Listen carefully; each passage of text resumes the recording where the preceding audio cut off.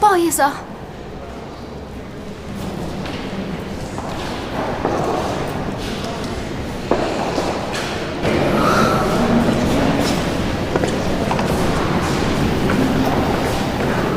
顾总，来公司这么久，真的特别感谢你。啊，好，我知道。啊，你忙。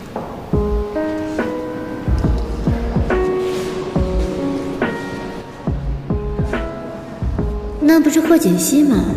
他怎么成了清洁工？他和顾西城之间到底出了什么事情？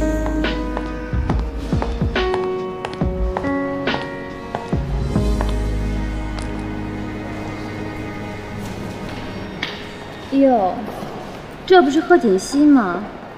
混着好好的上哪年日子不过，怎么来这儿当清洁工了？当清洁工是我的事儿，我高兴。还别说，就这身衣服，还真挺适合你的。哎，你说，如果顾西城没瞎，就你这样子，他肯定下不去嘴的。我不会让你接近西城的。看他让你当个清洁工，说明他也没有把你看得太重。贺锦熙，你说这次咱们俩谁会赢啊？不管顾西城让我干什么，这都是我们两人之间的事儿，我愿意就行，跟你没关系。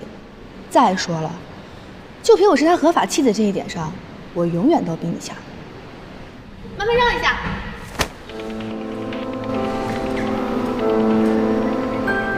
该死的贺锦熙，怎么变得这么牙尖嘴利了？